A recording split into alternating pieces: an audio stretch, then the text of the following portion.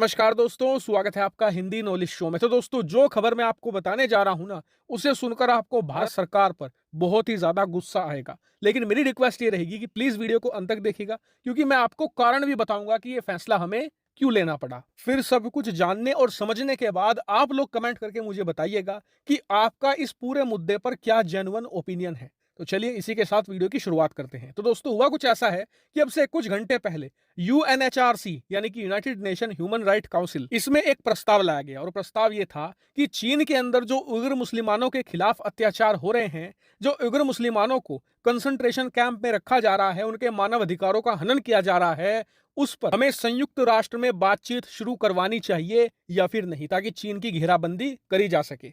और इस पूरे प्रस्ताव को पास करवाने के लिए करीबन 47 देशों को वोटिंग करनी थी और आधे से ज्यादा लोगों को हाँ में वोट करना था। अब वोटिंग शुरू हुई कुछ घंटे पहले, और जब वोटिंग का रिजल्ट आया तो पूरी दुनिया हैरान रह गई, खास करके अमेरिका, क्योंकि वोटिंग के तहत यह पूरा प्रस्ताव गिर गया और चीन की एक बहुत बड़ी और विशालकाय जीत हुई। लेकिन पूरी दुनिया इस बात से हैरान नहीं है कि चीन की जीत हुई है, हैरान इस बात से है कि जिन दो देशों की वजह से अमेरिका और पश्चिमी देशों की हार हुई है, उन्हें पश्चिमी देश और अमेरिका का पक्का दोस्त माना जाता है। जी हां, मैं बात कर रहा हूं यूक्रेन और भारत की। जी हां, आप स्क्रीन पर देख सकते हैं, अमेरिका के इस प्रस्ताव के पक्ष में करीबन 17 देशों ने हां कहा, 19 देशों ने चीन का साथ दिया और नो कहा, और 11 देशों ने एब्सटेन कर दिया, यानी कि वोटिंग करने से ही मना कर दिया। और इन 11 एब्सटेन करने वाले देशों में दो चौंकाने वाले नाम है, यूक्रेन और भारत का।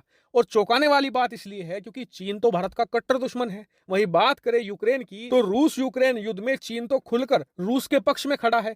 इसके बावजूद यूक्रेन ने चीन का यहां पर साथ दे दिया और वोटिंग से एब्सटेन कर दिया और यहां पर चीन को जीतने दिया। अब अगर भारत और यूक्रेन दोनों देश यहां पर यस कर देते तो प्रस्ताव पास हो जाता, क्योंकि बस एक वोट की जरूरत पड़ती और अमेरिका एक वोट का जुगाड़ कर ही लेता। लेकिन भारत और यूक्रेन ने ऐसी पलटी मारी कि पूरा खेल ही बदल गया। लेकिन अब आपके मन में सवाल आ रहा होगा कि यार, भारत ने चीन को जीतने कैसे दिया, क्योंकि चीन तो हमेशा संयुक्त राष्ट्र सुरक्षा परिषद में भी और यूनाइटेड नेशन में भी हर जगह भारत का विरोध करता है, भारत के खिलाफ प्रस्ताव लाता है।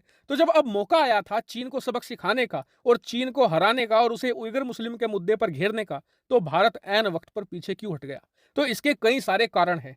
सबसे पहला कारण तो एक्सपर्ट ये बता रहे हैं कि भारत पीछे इसलिए हटा कि जब खुद मुस्लिम देश, खासकर कि पाकिस्तान, यूएई, कतर जैसे देश जो अपने आप को मुस्लिमों का लीडर कहते हैं, वो ही चीन के अंदर बैठे मुस्लिमों की जान की परवाह नहीं कर रहे हैं और चीन के पक्ष में वोटिंग कर रहे हैं और चीन की तारीफ पर तारीफ किए जा रहे हैं, तो भारत बिना बात में पंगा क्यों ले? जबकि दोनों देशों के बीच में म्यूचुअल अंडरस्टैंडिंग है कि पश्चिमी देश ह्यूमन राइट काउंसिल का गलत इस्तेमाल करते हैं, तो इसलिए जब भी ह्यूमन राइट की मुद्दे की बात आएगी तो दोनों देश एक दूसरे के मामले में दखल नहीं देंगे। तो हम फ्री में इस म्यूचुअल अंडरस्टैंडिंग को क्यों तोड़े? इसके अलावा भारत का एक खुद का ट्रेडिशन भी है। दरअसल भारत को कश्मीर के मुद्दे को लेकर इस ह्यूमन राइट काउंसिल में खूब घेरा गया है। इसीलिए भारत का यहां पर यह स्टैंड रहता है कि किसी भी एक सिंगल देश को टारगेट नहीं किया जाना चाहिए और ना ही किसी एक सिंगल देश के खिलाफ कोई प्रस्ताव लाया जाना चाहिए इस ह्यूमन राइट काउंसिल में। और भारत साफ कहता है कि जब भी आप ह्यूमन राइट की बात करते हैं तो पूरी दुनिया के ह्यूमन राइट की बात कीजिए,